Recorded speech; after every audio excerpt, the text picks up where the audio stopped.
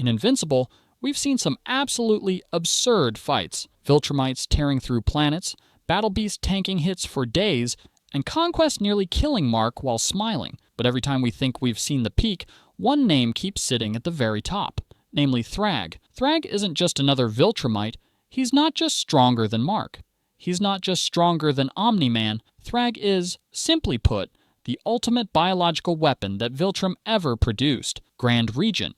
Genetic perfection. A being who can fight inside the sun and still keep going. While other Viltrumites are insanely powerful, Thragg makes them look like background characters. But that brings us to today's question. A question absurd enough to be worth answering. If we could clone Immortal endlessly, how many of him would it take to finally bring down Thragg? Before we dive in, if you enjoy Invincible breakdowns like this one, make sure to hit that subscribe button. I'm just getting this channel off the ground, and your support means everything right now. We're going to break this down logically, using feats, scaling, math, and probably a little too much brain power for a fictional fight. And just like with Conquest, we're not here to lowball anyone. This is pure highball scaling, maximum chaos mode. Let's dive in. Before we can even think about Thragg, we need to understand what Immortal actually brings to the table. Because, well, the memes don't lie. Immortal might be eternal, but he's also the Invincible universe's favorite punching bag. Let's be fair though, Immortal isn't weak. Far from it, he's considered Earth's strongest hero before Omni-Man revealed his true nature. His strength easily surpasses most human-level threats, and he's one of the few characters capable of even drawing blood from a Viltrumite. In Season 1, we see him land hits on Omni-Man, one of the deadliest fighters in the universe, even though the fight still ends with his head separated from his body, as usual.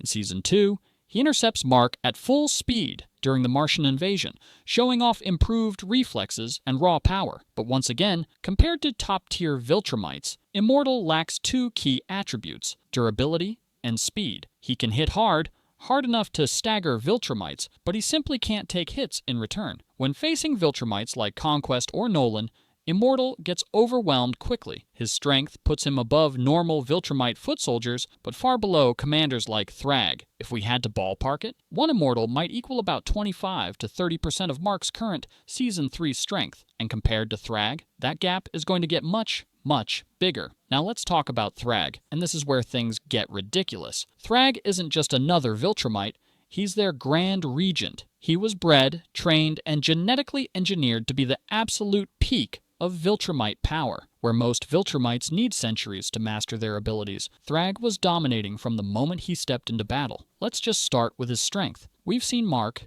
at his peak, destroy entire planets like Vroom alongside Nolan and other Viltrumites. We've seen Mark punch Conquest into orbit, but when Thragg arrives, none of that matters. In his first major fight against Mark and Nolan, Thragg casually holds both of them by the throat, one in each hand, while lecturing them mid-air. Mark, who had grown exponentially stronger since Season 1, still gets absolutely manhandled. His battle with Battle Beast is where we get a real sense of just how absurd Thragg is. Battle Beast is no slouch, capable of slaughtering Ragnars, which normal Viltrumites are terrified of, and tanking blows that would turn most beings into dust. Yet Thragg fights him for days, matching him hit for hit in one of the most brutal fights in the entire series. And when the battle finally ends, Thragg is still standing, barely, but victorious. He even wears Battle Beast's pelt as a trophy afterward. In terms of speed, Thragg has blitzed other Viltrumites, dodged Space Racer's Infinity Beam, and crossed interstellar distances in mere moments. If Nolan can cross 25,000 light-years in a week, Thragg is at least equally fast, likely faster. Durability? Thragg has shrugged off attacks that shattered Nolan's bones. The only time Thragg truly takes serious damage is during his final battle inside the sun, where it literally takes being incinerated by a star to finally bring him down. In short, Thragg isn't just stronger, faster, or tougher than your average Viltrumite. He's in a completely different weight class. Compared to Immortal, the gap isn't linear, it's exponential. If Immortal is a tank, so how do we even begin calculating how many Immortals it would take to defeat Thragg? We'll use a simple scaling formula to figure this out. We start by comparing Immortal to Invincible, since Invincible is our best benchmark, and then scale Invincible to Thragg. First, Immortal versus Invincible. In Season 1, we saw that Immortal could give early Invincible a tough fight. If Mark was holding back slightly, you could argue that it would take about 3 to 4 Immortals to match Season 1 Invincible, but as Mark evolves across the seasons, that number keeps climbing. Thragg dwarfs Conquest. Remember, Conquest needed Adam Eve in literal God mode, plus Invincible to barely take him down, and Thragg is far stronger than Conquest ever was. If it would take roughly 4 Invincibles to defeat Conquest, we can conservatively say it might take 8 to 10 Invincibles to take down Thragg, especially considering Thragg's durability and fighting IQ. Now we multiply it out. If it takes 30 Immortals for 1 Invincible, and roughly 10 Invincibles for 1 Thragg, 30 Immortals x 10 Invincibles. 300 Immortals to take down Thragg. Obviously, depending on which scaling you believe, this number could swing way higher or lower, but for the sake of maximum chaos, we're going with this highball version today. And honestly, even that might be generous, depending on how fast Thragg wipes them out mid-battle. But for the sake of this thought experiment, we'll lock in 300. So let's visualize it. 300 Immortals lined up, ready. A sea of identical warriors, each powerful in their own right, but all facing a monster who casually tore apart Mark, Nolan, Battle Beast, and the Viltrumite Empire itself. The moment the fight starts, Thragg wouldn't waste time. He's not like Conquest.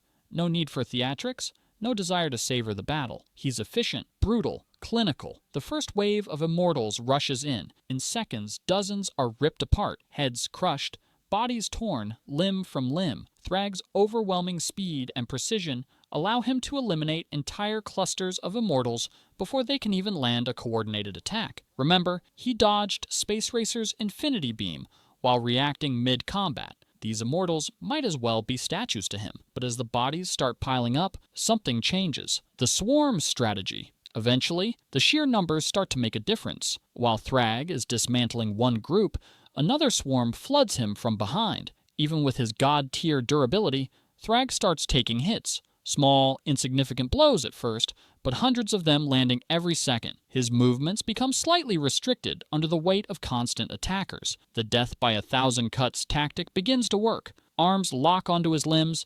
Dozens of Immortals sacrifice themselves to hold him down for even a split second, allowing others to strike. It's not clean, and it's not pretty, but the damage begins to accumulate. Still, for every Immortal that lands a punch, 10 more get dismembered.